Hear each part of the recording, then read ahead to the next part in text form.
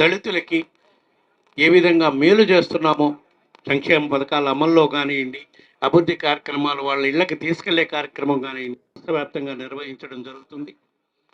ఈ నెలలో అంటే మూడో విడతగా ఉత్తరాంధ్ర జిల్లాలో మొట్టమొదటగా ఈరోజు విశాఖ ఉత్తర నియోజకవర్గంలో మా నియోజకవర్గ ఇన్ఛార్జ్ కేకే రాజు ఆధ్వర్యంలో ఈరోజు సాధికారిక బస్సు యాత్ర నిర్వహించడం జరుగుతుంది.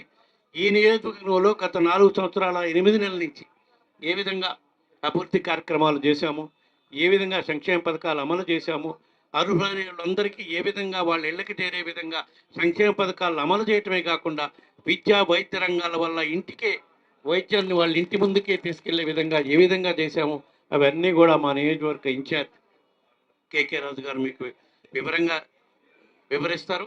అదేవిధంగా ఈ మూడో విడత సాధికారిక బస్సు యాత్ర ఈరోజు విశాఖ ఉత్తర నియోజకవర్గంలో ప్రారంభమై ఈ నెలాఖరులోపు ఉత్తరాంధ్ర జిల్లాలో మిగతా 6 నియోజకవర్గాలు ఉన్నాయి. ఉత్తరాంధ్ర 3 జిల్లాలు, పాత 3 జిల్లాల్లో ఆ 6 నియోజకవర్గాల్లో కూడా ఈ నెలాఖరు లోపల ఈ సాధికారిక బస్సు యాత్ర కంప్లీట్ అయ్యే విధంగా అన్ని ఏర్పాట్లు చేయడం జరిగింది. ఈరోజు ఇక్కడ సాధికారిక బస్సు యాత్ర అయిపోయినాక ఈ నెల 20వ తారీఖు కానీ 21 కానీ డేట్ కొంచెం పెండింగ్ ఉంది. పాయకరాపేట నియోజకవర్గంలో, అనకాపల్లి జిల్లా పాయకరాపేట నియోజకవర్గంలో సాధికార బస్సు యాత్ర ఉంటుంది. అదేవిధంగా 23వ తారీఖు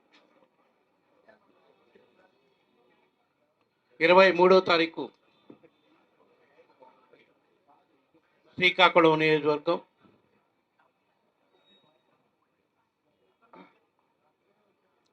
23వ తారీఖు కాదు 22వ తారీఖే శ్రీకాకుళం నియోజకవర్గం, 24 విజయనగరం, 25 విశాఖపట్నం వెస్ట్, విశాఖపట్నం పశ్చిమ నియోజకవర్గం, 29 టెక్కలి నియోజకవర్గం, 31 చీపురుపల్లితోటి ఉత్తరాంధ్ర జిల్లాలో మొత్తం 34 నియోజకవర్గాల్లో కూడా ఈ సామాజిక బస్సు యాత్ర కంప్లీట్ అయ్యే విధంగా పార్టీ అధిష్టాన వర్గం గౌరవ ముఖ్యమంత్రి జగన్మోహన్ రెడ్డి గారు యాక్షన్ ప్లాన్ ఇవ్వటం జరిగింది.